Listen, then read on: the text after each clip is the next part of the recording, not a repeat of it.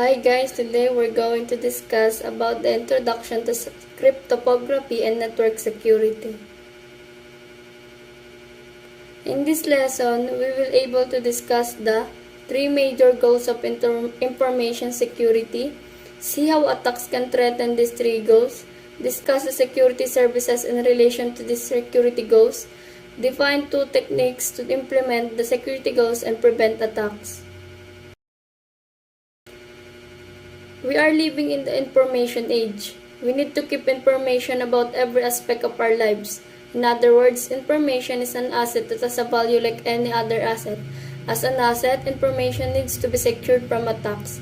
To be secured, information needs to be hidden from unauthorized access, confidentiality, protected from unauthorized change, integrity, and available to an unauthorized entity when it is needed, availability.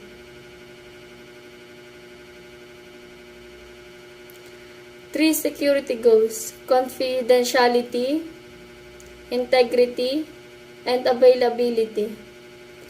Confidentiality is probably the most common aspect of information security. We need to protect our confidential information. An organization needs to guard against those malicious actions that endanger the confidentiality of its information. Integrity.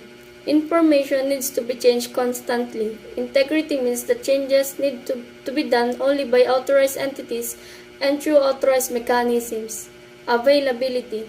The information created and stored by an organization need to be available to authorized entities. Information needs to be constantly changed, which means it must be accessible to authorized entities. Next one is attacks. Attacks are three goals of security: confidentiality, integrity, and availability can be threatened by security attacks. Although the literature uses different approach to categorizing the attacks, we divided them into three groups related to the security goals. It is the threat to confidentiality, threat to integrity, and threat to availability. So, attacks threatening confidentiality. The first one is snooping. Snooping refers to an unauthorized access to our interception of data. For example, a file is transferred through the internet may contain confidential information. An unauthorized entity may intercept the transmission and use the contents for her own benefit. To prevent snooping, the data can be made non-intelligible to the interceptor by using encryption techniques. Traffic analysis refers to the obtaining some other type of information by monitoring online traffic. For example, she can find the electronic address such as the email address of the sender or the receiver. She can collect pairs of requests and responses to help her guess the nature of the transaction. So, attacks threatening availability. So, DOS or denial of service. It's a very common attack and may slow down or totally interrupt the service of a system. The attacker can use several strategies to achieve this. She might send so many bogus requests to a server that the server crashes because of the heavy load. The attacker might intercept and delete the server's response to a client, making the client believe that the server is not responding. The attacker may also intercept requests from the clients, causing the clients to send requests many times and overload the system. So, attacks threatening the integrity. The integrity of the data can be threatened by several kinds of attacks: modification, masquerading, replaying, and repudiation. Modification means that the attacker intercepts the message and changes it. Masquerading or spoofing happens when the attacker impersonates somebody else. Replaying. Replaying means the attacker obtains a copy of a message sent by a user and later tries to replay it. Repudiation means that the sender of the message might later deny that she has sent the message, and the receiver of the message might later deny that he has received the message. Services and techniques. ITUT defines some security services to achieve security goals and prevent attacks. Each of these services is designed to prevent one of our attacks while maintaining security goals. The actual implementation of security goals needs some techniques. Two techniques are prevalent today. One is generally cryptography and one is specific, which is steganography.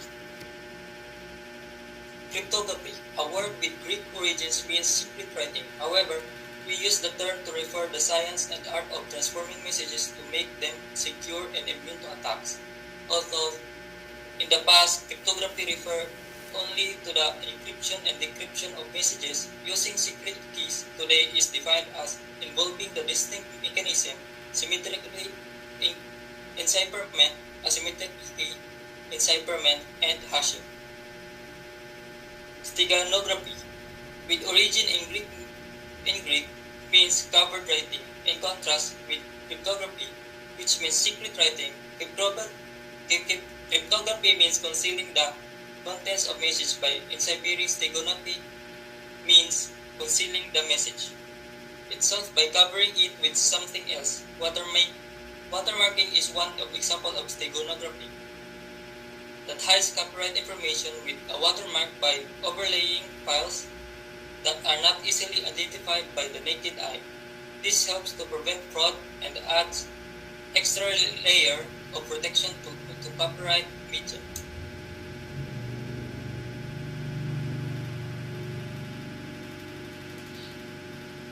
For the summary, to summarize everything that we have been discussed, basically, to be secure, information must be kept hidden from unauthorized access or confidentiality, protected from unauthorized change meaning integrity, and accessible to an authorized entity when required, or which entails availability. Two types of attacks often threaten the confidentiality of information, which are snooping, or which means unauthorized access to or interception of data, and traffic analysis refers to obtaining some other type of information by monitoring online traffic. The integrity of data can be threatened by several kinds of attacks. Modification, wherein the attacker intercepts the message and then changes it. Masquerading happens when the attacker impersonates somebody else that has access to that specific type of data. Also, we have replaying, wherein the attacker obtains a copy of a message sent by a user and later tries to replay it. And repudiation, wherein the sender of the message may later deny sending the message, but the receiver of the message may later deny receiving the message as well. So there is also one threat availability, which is denial of service, a very common attack. It may slow down or totally interrupt the service of a system.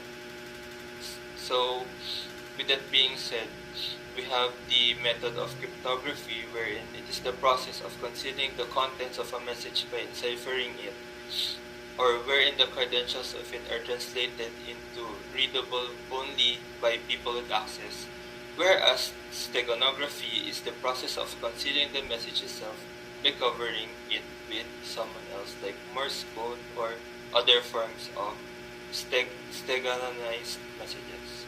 Thank you. That is all for our presentation.